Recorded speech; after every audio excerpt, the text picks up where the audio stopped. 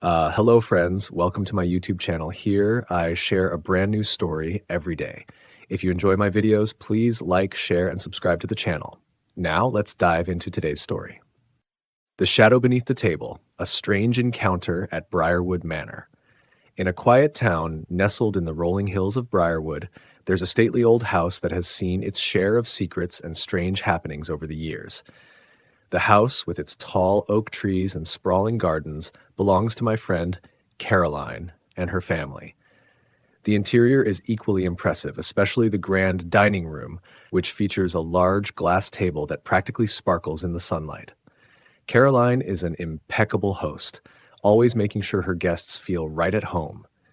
And it was during one of these gatherings that something strange happened, something that has haunted me ever since. It was a chilly evening in early fall, the kind where the air is crisp and the leaves crunch beneath your feet. Caroline had invited me over for dinner along with a few close friends and family members. The group included her husband Tom, her father, Mr. Whitmore, and my best friend Lucy. We all sat around the glass table, which was adorned with an elegant centerpiece of candles and autumn flowers. The conversation flowed easily as we enjoyed our meal, sharing stories and laughing about the latest gossip in town.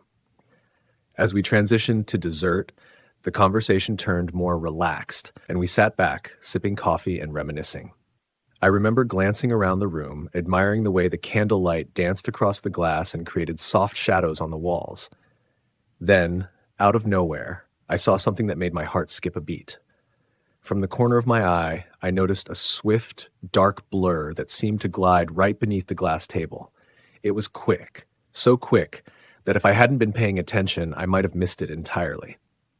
The blur was pitch black, almost like a shadow, but it moved with a strange fluidity, disappearing in an instant as it passed beneath the table. At first, I thought it was just a trick of the light, or maybe something as simple as a fallen sleeve or a shadow cast by one of the candles. Back in my teenage years, I had a penchant for wearing long, flowing black clothes, trench coats, scarves, you name it, so I assumed I must have dropped something that caused the illusion. While the others continued their conversation, I half listened as I leaned down to check under the table, expecting to see the sleeve of my coat or a scarf draped over a chair leg. But there was nothing there. I sat back up, puzzled. The conversation had shifted to another topic, but I was still distracted, trying to figure out what I had just seen. Then, as if she could read my thoughts, Caroline caught my eye and gave me a knowing smile. "You saw it too, didn't you?" she asked, a hint of amusement in her voice. I blinked, not sure how to respond. "Saw what?" "The thing that just moved under the table," she said, raising an eyebrow. "You saw it, didn't you?" A chill ran down my spine. "Wait, you saw that too?" I asked, my voice rising with a mixture of surprise and relief. "I thought I was imagining things." The others fell silent, their attention now focused on us. Caroline laughed and leaned in, lowering her voice as if she were sharing a juicy secret. "It happens from time to time," she said. "You're not the first one to see it." "What exactly is it?" I asked, genuinely curious and more than a little spooked. Caroline exchanged a glance with her father, who had been quietly sipping his coffee. He set his cup down and cleared his throat, a somber expression replacing his usual jovial demeanor. "We've seen that shadow ever since we moved in," Mr. Whitmore said. "It's always been in this room, especially around the table. We don't know what it is, but it's harmless. Just one of those odd things you get used to in an old house like this." Tom chimed in, explaining how they'd tried to rationalize it over the years, everything from drafts to reflections, but nothing ever quite explained the phenomenon. Lucy, my best friend, who is usually skeptical about anything supernatural, admitted she'd seen something similar the last time she visited, but brushed it off as her imagination. The more we talked, the more we realized that each of us had experienced something unexplainable in that house at one time or another. Caroline recounted how she once saw the shadow dart across the room during broad daylight, while Tom mentioned hearing faint rustling noises at night, always centered around the dining room. By now, the cozy, candlelit atmosphere had turned eerie, and we found ourselves whispering as if the shadow might be listening. I couldn't shake the feeling that whatever we had seen was more than just a trick of the light. There was an intelligence behind it, something that chose to reveal itself at just the right moments. As the evening wore on and our guests began to leave, I couldn't stop thinking about that shadowy figure. What could it be? Was it a spirit tied to the house, some remnant of the past? Or was it something else entirely, something more sinister? Folklore and urban legends are full of stories about shadow people, those dark, elusive entities that seem to lurk in the periphery of our vision, always just out of reach. Some say they are omens, while others believe they are echoes of restless souls. Before I left, I asked Caroline one last time if she had any idea what the shadow could be. She shook her head, but her eyes were full of mystery. "I've learned to live with it," she said. "Whatever it is, it doesn't seem to want to harm us. It's just there." That night, as I drove home through the quiet streets of Briarwood, I couldn't help but glance in my rearview mirror more often than usual, half expecting to see that dark blur following me. Even now, whenever I visit Caroline's house, I can't help but feel a prickling sensation at the back of my neck when I sit at that glass table. It's as if something is watching, waiting just beneath the surface, ready to make itself known when you least expect it. So, to anyone who has experienced something similar, a fleeting shadow, a dark blur in the corner of your eye, know that you're not alone. Perhaps there's more to these strange occurrences than we'll ever truly understand. 315, I worst am the enemy. The darkness of night holds a certain kind of dread, but for some, it becomes a gateway to something far more sinister. For as long as I can remember, the witching hour has been more than just folklore. It's been a haunting reality that visits me at precisely 3:15 a.m. This isn't just a passing fear or a bad dream. It's something darker, something that has been following me since I was just a child. When I was 6 years old, I first encountered this ominous feeling. It started innocently enough, as most things do. I would lie down in bed, and almost as soon as my eyes adjusted to the shadows in the room, a creeping dread would overtake me. My attention would be drawn to the corners of my ceiling, specifically where the ceiling met the walls. I couldn't understand it at the time, but something about those corners terrified me. It wasn't the usual childhood fear of the dark or monsters under the bed. It was something else, something primal. And then, without warning, my body would seize up, leaving me paralyzed from head to toe. I wanted to scream, to run, but all I could do was lie there, trapped in my own body, staring helplessly at those darkened corners. As I grew older, I chalked it up to childhood fears, nightmares that would fade with age. But they didn't fade. In fact, they grew stronger, darker. By the time I reached my 20s, the experiences had taken a more terrifying turn. The paralysis was still there, but now it came with something new, an oppressive force. When it happened, I would feel a crushing weight on my ankles and wrists, as if something unseen, was pinning me down. But it wasn't until last night that things escalated to a level I never imagined possible. I'm 38 years old now, living alone in a small apartment. My bedroom is modest, an inflatable bed, a few pieces of furniture, and a nightlight that I never sleep without. That night, I lay down as usual, the soft glow of the nightlight casting familiar shadows around the room. But at exactly 3:15 a.m., something changed. The room, once dimly lit, suddenly plunged into complete darkness, an inky blackness so dense it felt suffocating. The air turned cold, and I could feel it. Something or someone was in the room with me. Before I could even process what was happening, I felt it. The pressure. This time, it wasn't just on my wrists and ankles. It was everywhere. Something was pressing down on me, a heavy, malevolent presence that seemed to blanket my entire body. I tried to move, to scream, but I was frozen, paralyzed, in that familiar but horrifying state. And then I felt it, my mattress, sliding across the floor, inching toward the wall. The sensation was slow and deliberate, like something was dragging me with purpose. I couldn't see it, but I could feel it, its weight pressing down on my chest. Then, as if to mock my helplessness, I felt myself being lifted, levitated, just a few inches off the mattress. I was suspended there, trapped between the cold air and the crushing force pinning me down. I'm not particularly religious, but in that moment, I knew I had to do something, anything, to fight back. In my mind, I repeated a phrase over and over, clinging to it like a lifeline. In the power of my God, Jesus Christ, I command you to leave. I said it again and again, each time with more desperation, willing whatever it was to release me. After the fifth repetition, the grip loosened. My body went limp, and I collapsed back onto the mattress. The darkness lifted, and the room returned to its usual dim glow. But I was far from okay. When it was over, I lay there, trembling. I could barely process what had just happened. I'm a grown man, but that experience shattered me. This morning, I broke down, sobbing for 15 minutes straight, unable to shake the sheer terror that gripped me last night. The memory of that encounter lingers, gnawing at the edges of my mind as I dread the next night. What was it? Was it truly demonic, or just some horrific manifestation of sleep paralysis? I don't know.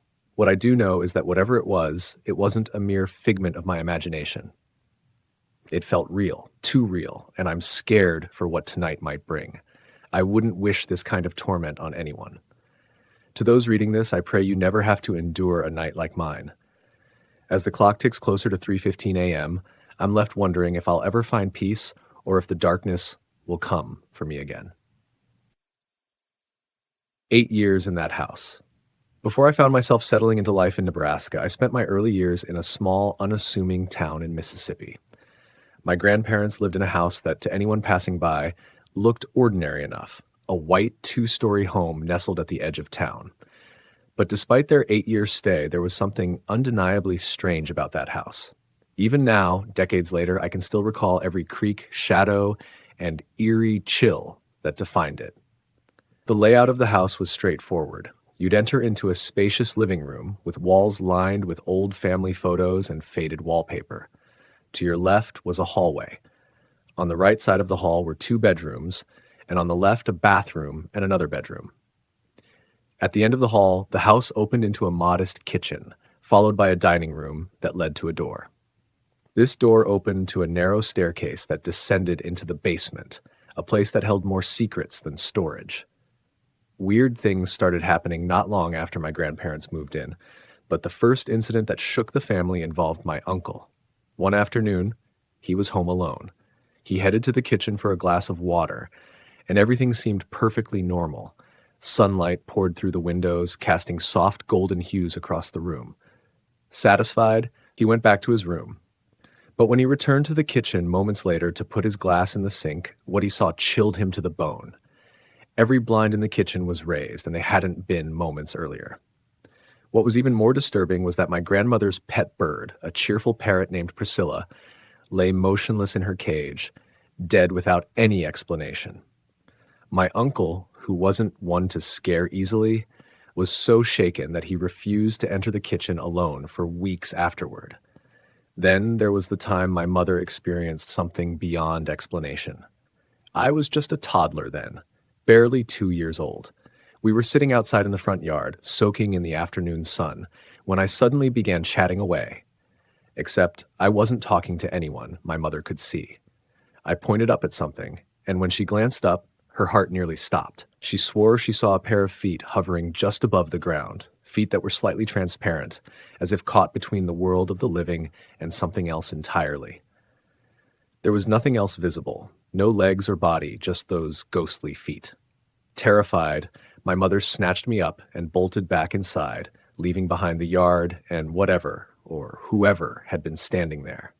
The basement, however, held the darkest energy.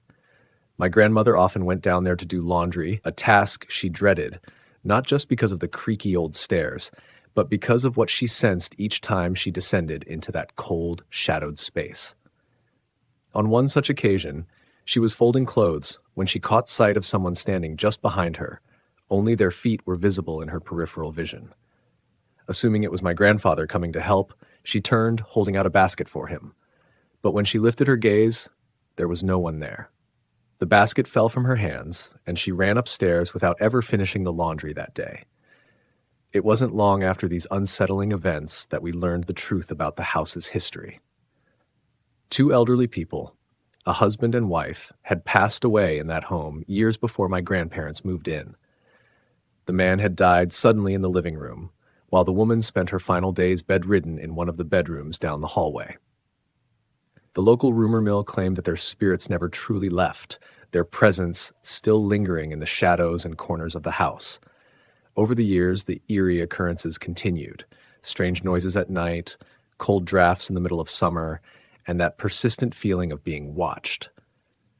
But despite everything, my grandparents stayed there for 8 years before finally moving away. When they left, they took with them more than just memories. They carried the weight of experiences that defied logic and reason, leaving them wondering if the past had ever truly let go of that house. Even now, when I think back on those years, I shudder. I've always believed that there are things in this world we can't fully understand, and that house in Mississippi was a chilling reminder that the past sometimes lingers longer than we expect. 2 days apart. Recently, my boyfriend and I spent a quiet weekend at my father's apartment, a cozy 2-bedroom place in the heart of the city. It was a routine visit, just like every weekend, with my dad heading off to work around 2 p.m. and not returning until after 11 p.m. That particular evening, we decided to take advantage of the solitude and unwind with a nice, relaxing shower. The apartment's layout was simple. The bedrooms and bathroom were located on the upper floor, while the front and back doors were securely locked. As we made our way up the stairs, a sudden clatter echoed through the quiet space. Startled, I turned to check the source of the noise, suspecting it might be the TV or something mundane. To my dismay, a stack of papers had fallen from a table, scattering across the floor. Though it was unsettling, I shrugged it off and continued to the bathroom. Once we were in the shower, the situation took a bizarre turn. We heard distinct, forceful banging on the bathroom door. Given that we were completely alone with the doors locked and no one else in the apartment, this was disconcerting. I nudged my boyfriend to check what was happening. As he peeked through the shower curtain, he saw the doorknob turning on its own. With a mix of dread and curiosity, I opened the door, only to find an empty hallway. We hurriedly dressed and decided to leave, the strange occurrence hanging heavily in the air. The next night, I stayed behind alone while my boyfriend went to work. He had a night shift, working from 7 p.m. to 7 a.m., so I was left to spend the evening alone on the couch until my dad returned.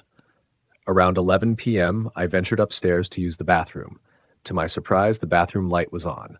Assuming my boyfriend had left it on, I didn't think much of it.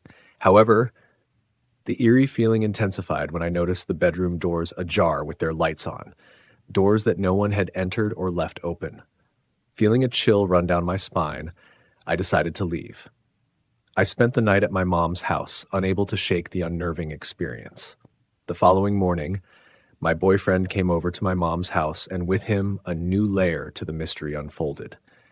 He revealed that his friend's aunt had lived in the same apartment years before.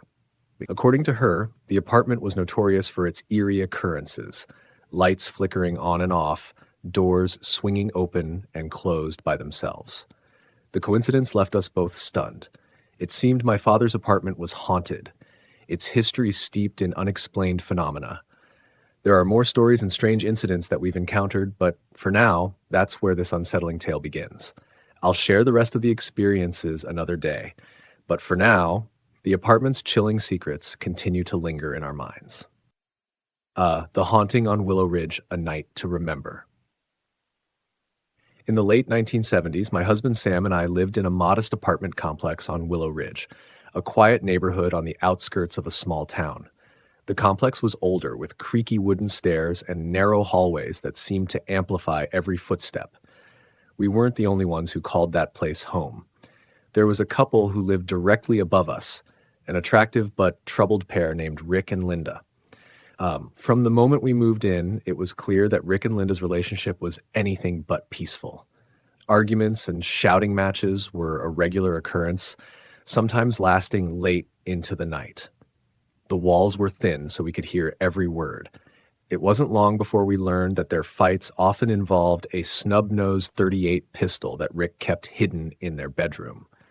On more than one occasion, we heard Linda threaten to use it, and we feared that one day things would go too far. That day came on a stormy autumn night. The argument upstairs started as it always did, raised voices followed by slammed doors and angry footsteps stomping across the floor. But this time it escalated. There was a loud crash, followed by a gunshot that echoed through the building like thunder. My heart stopped as I heard a heavy thud directly above us. I rushed to the window just in time to see Rick's lifeless body crash onto our porch, right in front of our door. I screamed for Sam, and within minutes, the police had arrived. Linda stood on the balcony, her hands trembling as she clutched the gun. She claimed it was self-defense, and despite the gruesome scene, no charges were filed against her. After the tragedy, Linda became a shadow of her former self. Her once confident demeanor gave way to paranoia and fear. She would tell anyone who'd listen that Rick's ghost was haunting her. She claimed to see him everywhere, standing at the foot of her bed, lurking in the hallway, even climbing up the outside walls to peer into her bedroom window. It wasn't long before she packed her belongings and disappeared without a word, leaving the apartment vacant and filled with an eerie silence. Life slowly returned to normal, or so we thought. About 6 months after Rick's death, we hosted a small gathering for some close friends and family. Among them was Sam's uncle, Henry, who had been legally blind since his early teens. It was a late summer evening, the kind where the air is thick and humid, almost suffocating. Just as the party was winding down, a sudden thunderstorm rolled in. The sky turned pitch black, and within minutes, lightning was flashing across the sky, followed by deafening claps of thunder. The storm was brief but intense, with rain pounding against the windows and wind howling through the trees. When the storm finally passed, the atmosphere had changed. The laughter and chatter from earlier were replaced by an uneasy silence. Our guests began to gather their things, ready to head home. Sam and I walked everyone to the door, but when I tried to open the screen door, it wouldn't budge. Something was blocking it, but no matter how hard I pushed, it wouldn't move. Confused, I peered through the glass, but there was nothing visible that could be causing the obstruction.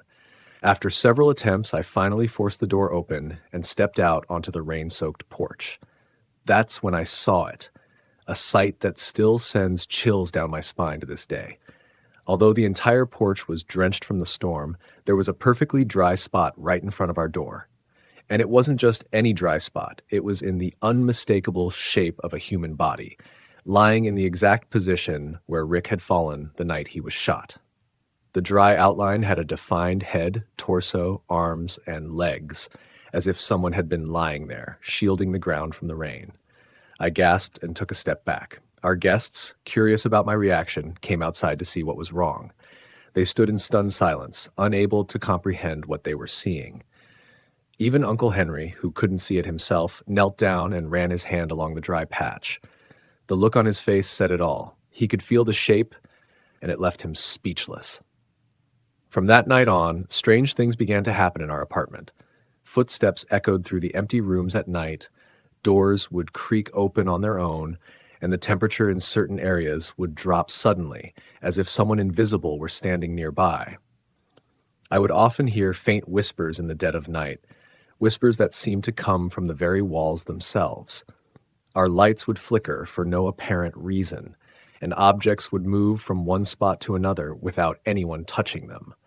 It was as if Rick's spirit was still there, restless and unwilling to move on. One evening, I was home alone when I heard a loud bang coming from the kitchen.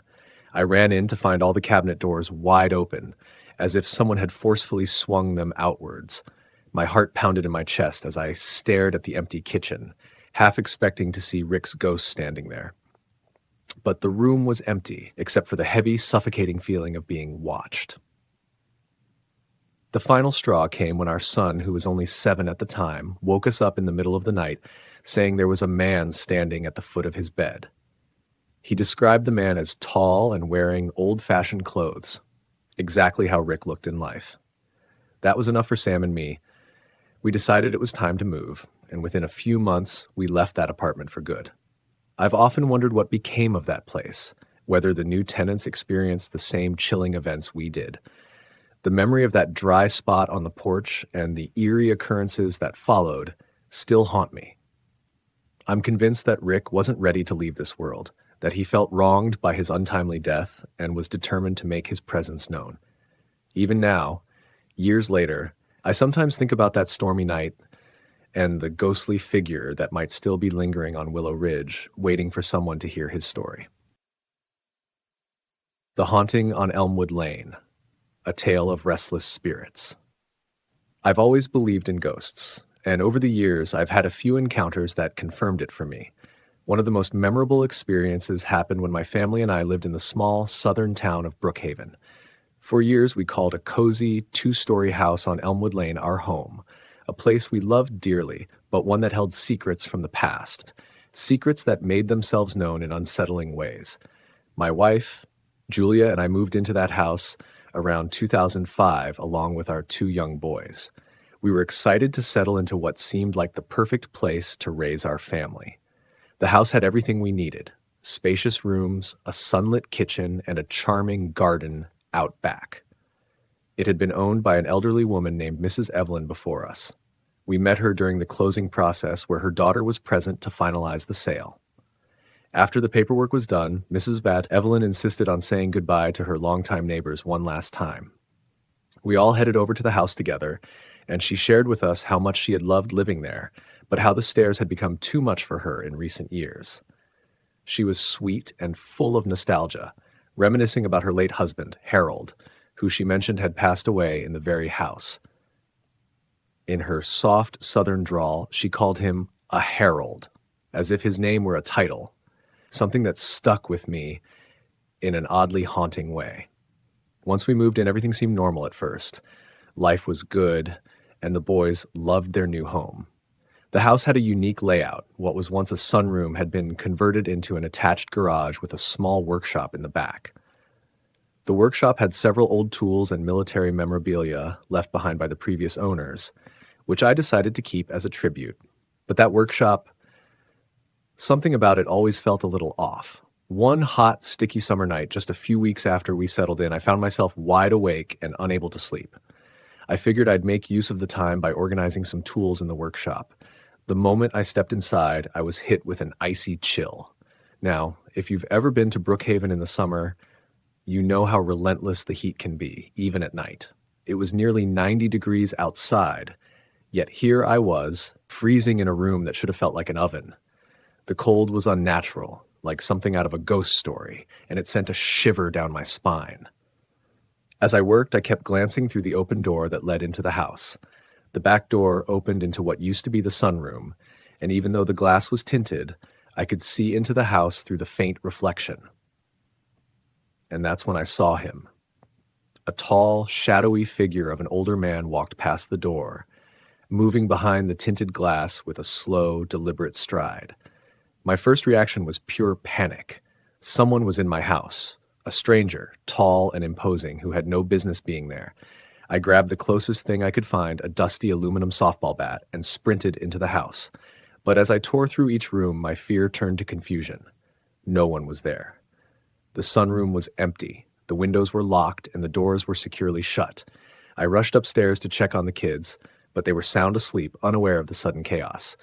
I made my way back downstairs, checking every corner of the house, but there was nothing, no sign of an intruder. The adrenaline still pumped through my veins as I stepped outside into the humid night, circling the yard and peering into the shadows. But no one was out there either. That's when the name hit me. Harold, Mrs. Evelyn's late husband. A cold dread settled over me as I realized who or what I might have just seen.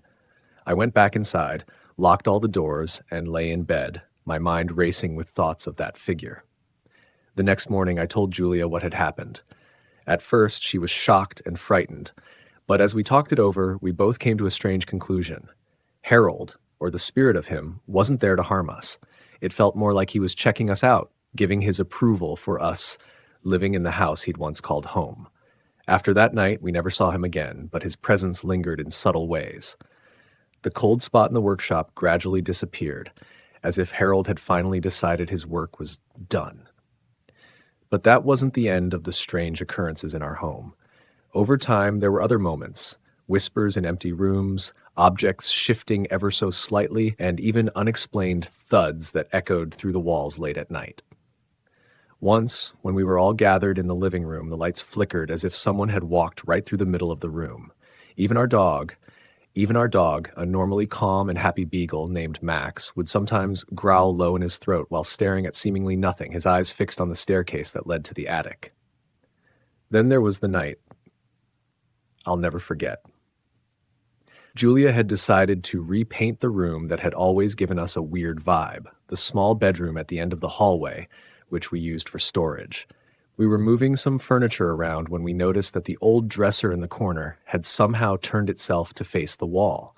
Neither of us had touched it, but there it was, positioned as if someone or something had moved it. The eeriness of that moment made us both freeze. Julia, who had never been one to believe in ghosts, suddenly said, "Maybe it's time we think about moving."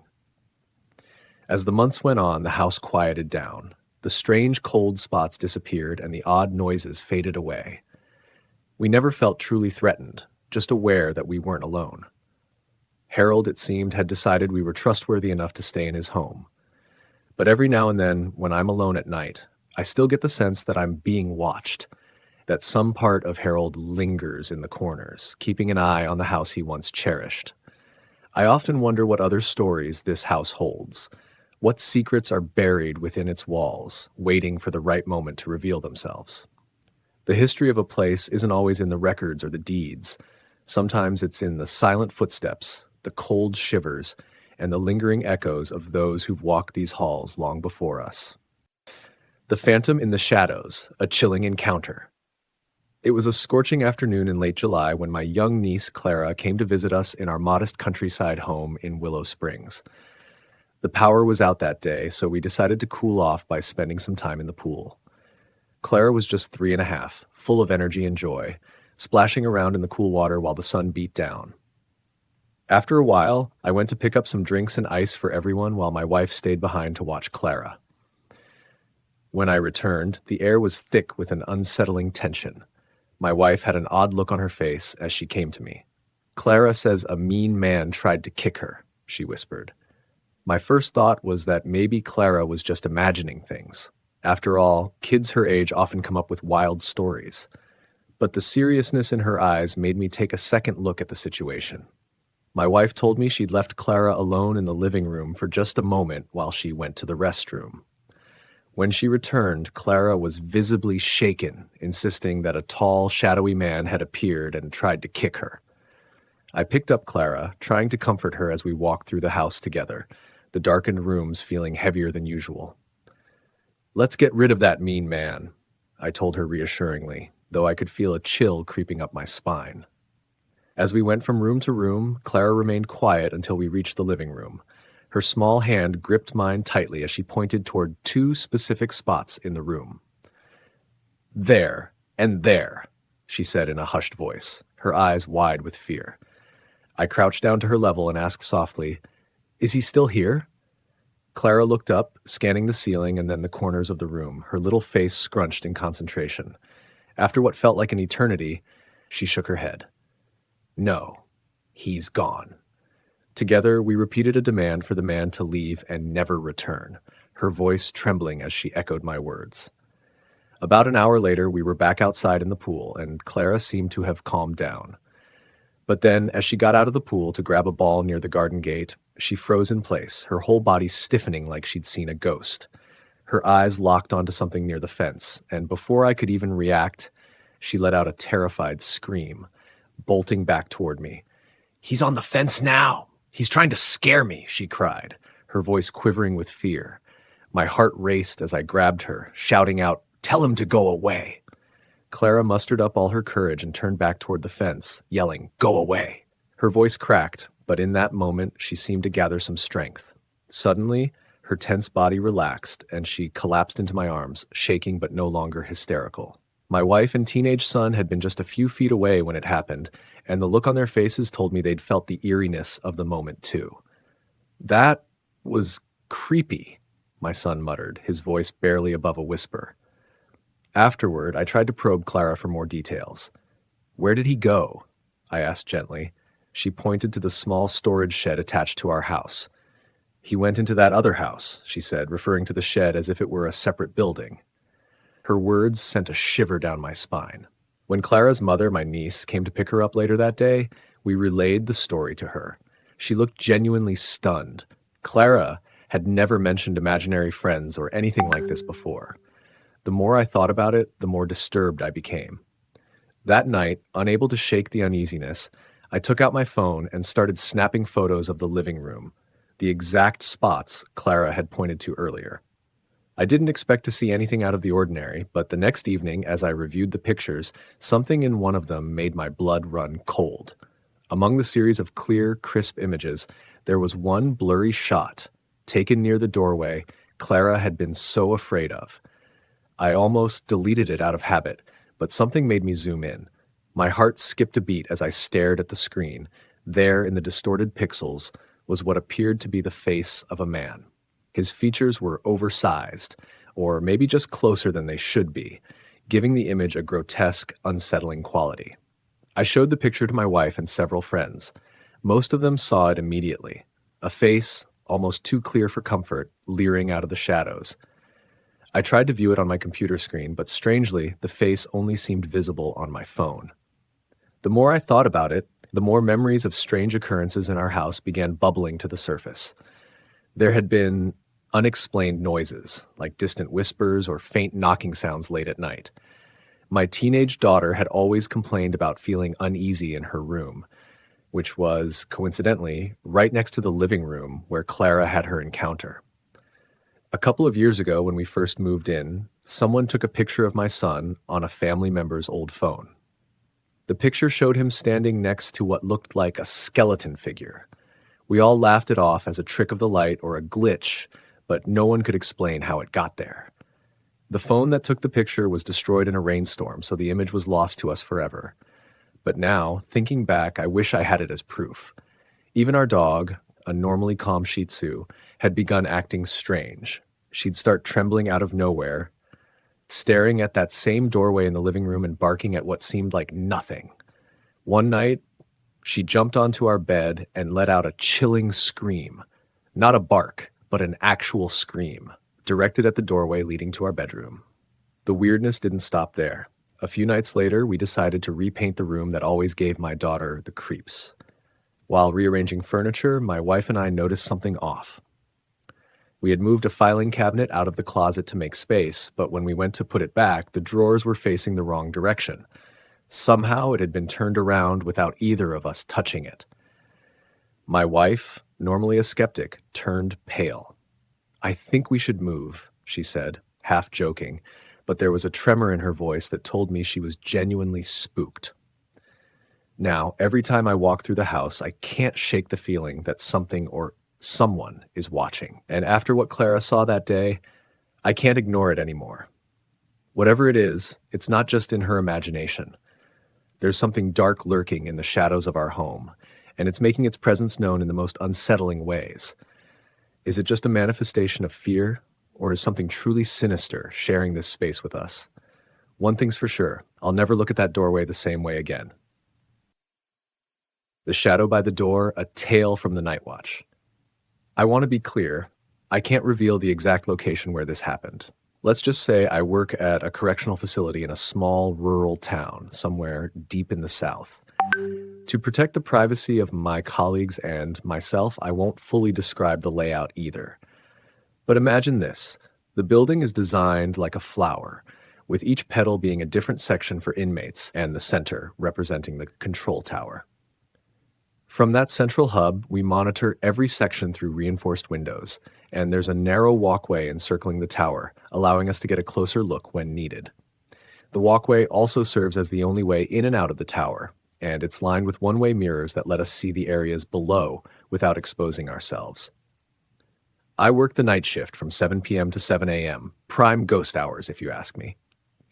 On paper, it's an ideal shift. The inmates are usually asleep and the atmosphere is eerily quiet. But that stillness can play tricks on your mind. There's a fine line between peace and tension in those dark hours. My first night in the tower, my training officer stepped away for a quick bathroom break, leaving me alone for a few minutes. I paced the walkway, peering into each section, getting used to the silence when something caught my attention. A shadow slid past the tower door. Assuming it was my training officer returning, I buzzed the door, but no one entered. Confused, I heard him over the radio calling from the far side of the facility, asking for someone to grab a key for the lobby door. I glanced up at the mirrors, expecting to catch someone hiding in a blind spot, but there was nothing. just that oppressive emptiness that fills every corner late at night. At first, I chalked it up to my nerves. It's easy to imagine things when you're stuck alone in a small room for 12-hour shifts, especially when the only company you have are your own thoughts. But the shadow kept appearing, every few weeks, like clockwork. Each time, it moved the same way, lingering at the edge of my vision, slipping past the door, then vanishing. The longer I worked there, the less it felt like a trick of the mind. I began to take it seriously after the shadow grew bolder, appearing more frequently. Some nights, I'd stand there for minutes at a time, staring at the door, waiting for it. I'd walk right up to the door, peer outside, and yet there'd be nothing, just that heavy sense of being watched. I started asking around, curious if any of the other officers had seen it. That's when I learned the backstory, whispered from one shift to another, like a ghost story passed down through generations. Years ago, a young inmate took his own life after receiving a letter from his girlfriend. Apparently, she'd cheated on him, and the news broke him. He hung himself in his cell before anyone could intervene. Ever since, officers working the night shift in the tower have reported seeing the same thing, a tall, shadowy figure drifting near the door, sometimes even blocking part of the window. Some call it the Walker, but no one really talks about it openly. It's more of a shared secret, something everyone knows but few acknowledge. At first, I thought it was cool, even intriguing. After all, how many people can say they work with a ghost? But things took a darker turn when I started seeing the shadow outside the jail. It wasn't just confined to work anymore. It began following me home. I first noticed it when I was with my girlfriend, who also works as an officer at the facility. We keep our relationship discreet for obvious reasons, but every time we're together, especially when we're at the jail, that shadow seems to be lurking. I'd catch a glimpse of it out of the corner of my eye, standing by a door or watching us from across the room. The real trouble began when the sightings grew more intense. It was no longer just a fleeting shadow in my peripheral vision. I'd see it for longer periods, like it was deliberately making itself known. One night, while leaving the facility after a shift, I felt an icy chill run down my spine. Turning back, I could swear I saw the shadow standing by the fence just outside the reach of the security lights. It was taller than I remembered, its form darker and more defined, like it was solidifying with each sighting. My girlfriend started feeling it too, an uneasy presence, always close but never fully visible. Sometimes, even at home, we'd hear faint footsteps or sense movement in the shadows of our apartment. I've dealt with rowdy inmates, tense standoffs, and the usual stresses of working in a high-security environment. But this is different. It's like the shadow is no longer just a ghostly remnant of some tragic past. It feels aware, almost sentient. We've talked about it, trying to make sense of what's happening. Is it the same spirit from the jail somehow attached to us? Or has our constant proximity to such dark energy drawn something else, something more malevolent, into our lives? I'm not sure what this shadow wants, but it's getting harder to ignore. Even my fellow officers, the ones who've worked here for years, have started to warn me. Keep your distance, don't engage. They say the shadow isn't dangerous if you leave it alone, but once it starts following you, it doesn't stop. I've heard stories from other shifts about officers who quit suddenly, refusing to ever step foot inside the facility again. Some say it's just the stress of the job getting to them, but those who've seen the shadow know better. The truth is, I don't know what's real anymore. Is this just a psychological byproduct of working in a place surrounded by misery and death, or is there something genuinely supernatural at play? All I know is that the shadow is real to me. It watches, it waits, and it seems to be getting closer. And the worst part? There's no escape, not when the shadow has decided that you're worth following, even beyond the walls of the jail. The Tower of London, where history and hauntings collide. The Tower of London, with its grim 900-year history, stands as one of the most haunted places in Britain. Built in 1078 by William the Conqueror, the tower has witnessed centuries of death, betrayal, and torment. Over the years, it evolved from a royal palace to a notorious prison where both common criminals and high-profile figures met their grim fates. The tower's dark history is soaked into its ancient stones, making it a focal point for ghost stories and supernatural encounters. The tower is infamous for the suffering it housed. Executions, imprisonment, and torture were routine, and no one, regardless of status, was safe.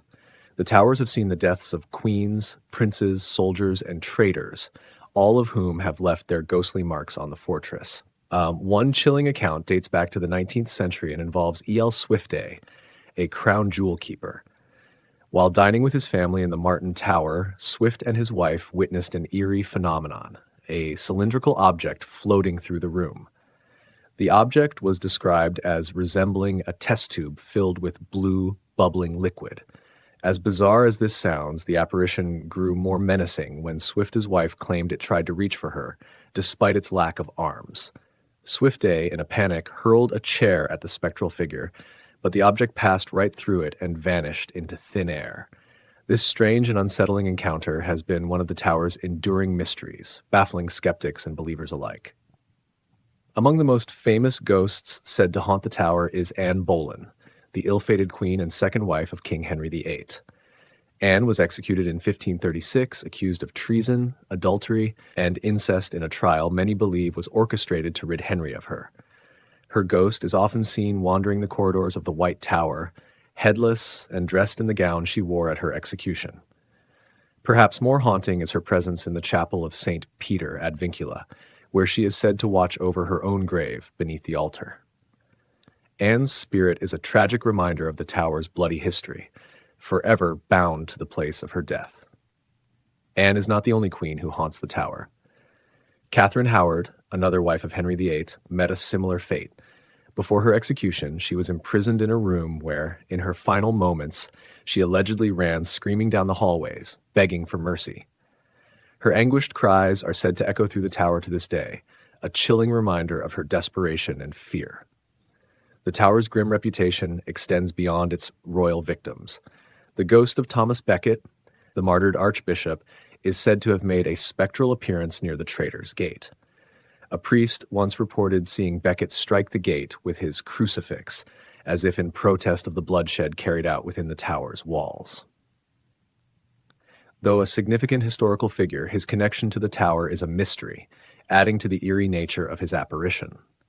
Perhaps the most tragic spirits in the tower are the young princes, Edward V and his brother Richard, Duke of York, who were imprisoned in the Bloody Tower.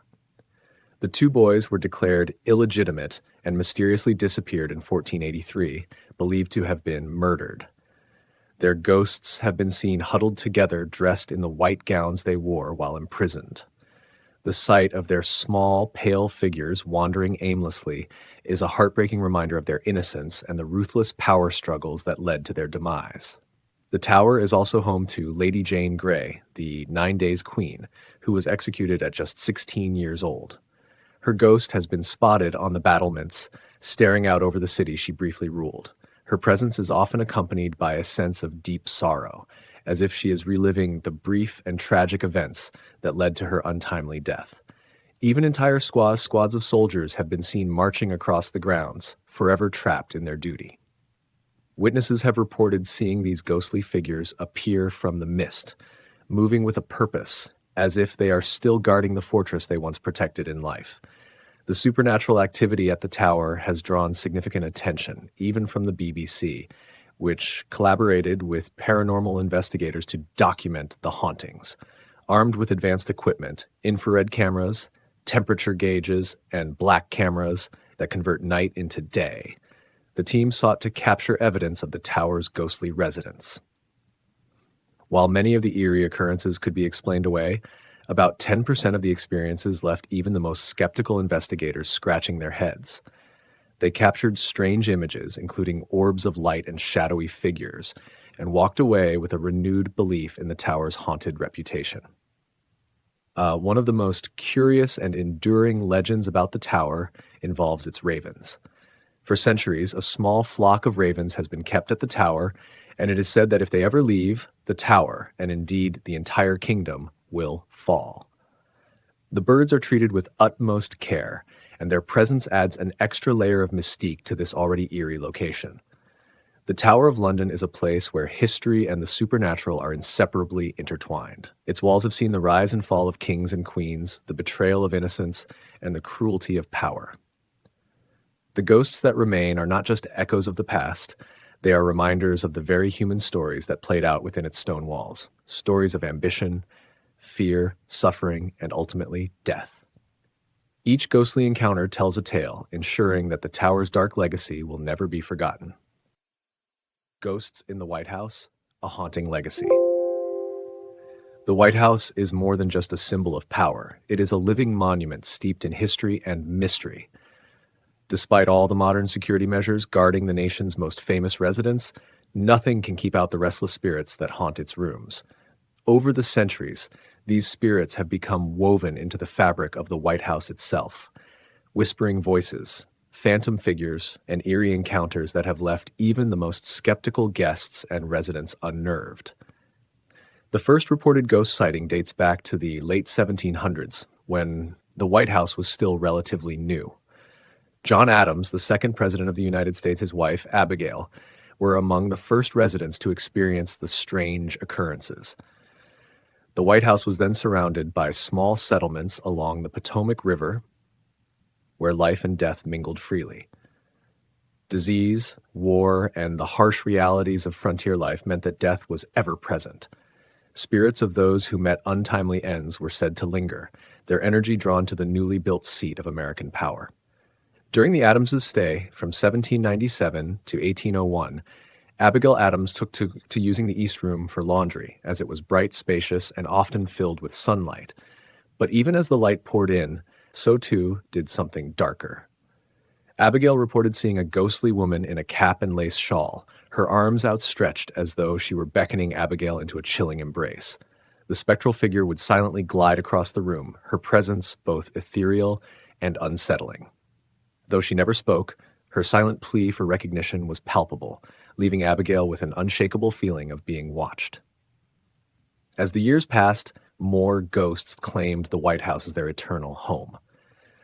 One of the most famous is David Burns, a wealthy landowner who once owned the land where the White House now stands. When the government purchased the land from him, Burns begrudgingly handed it over, but perhaps not completely. His voice has been heard echoing through the Yellow Oval Room on numerous occasions, always introducing himself with the ominous declaration, "I'm Mr. Burns." Both a security guard and a White House seamstress reported hearing his disembodied voice, though they never saw his figure. The words, spoken in a deep, resonant tone, sent chills down their spines, as if Burns was reminding the living of his unwillingness to fully relinquish control.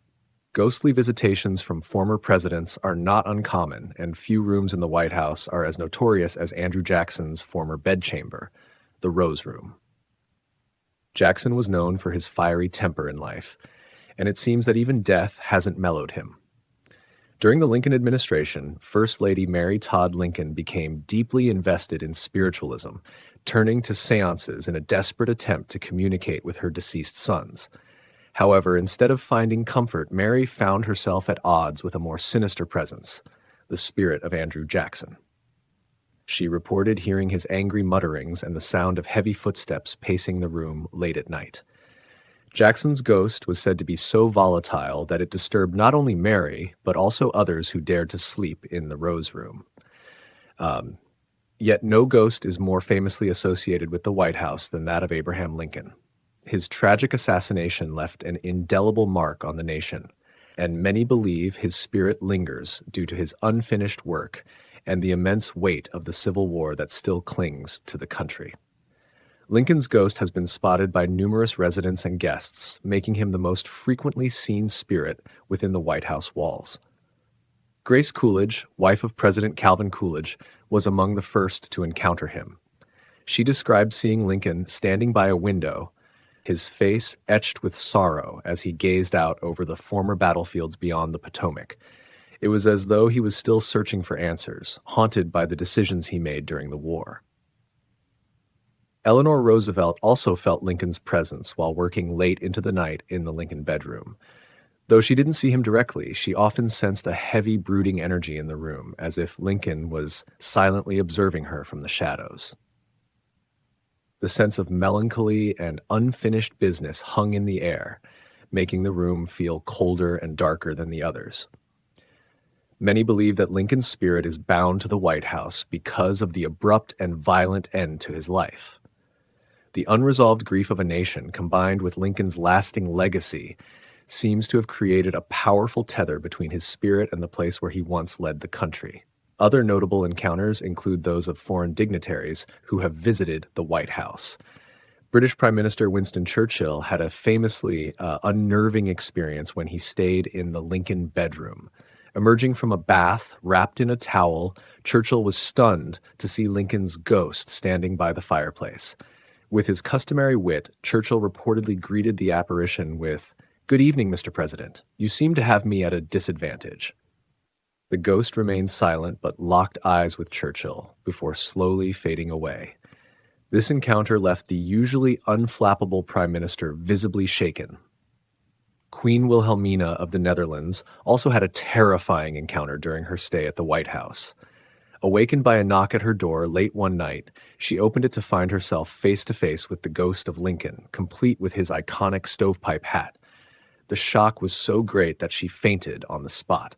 When she was later revived, she was unable to shake the image of Lincoln's solemn face, his eyes filled with a deep sadness that seemed to reach across the veil between worlds.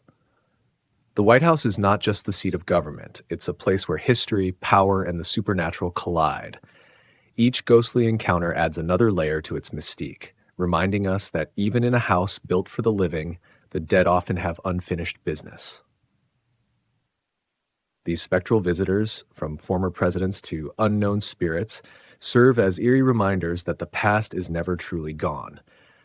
The ghosts of the White House may be silent, but their presence speaks volumes, ensuring that the stories of those who shaped history continue to echo through its halls forever. Thanks for watching. Don't forget to subscribe to the channel, like, comment, and share the video. See you next time.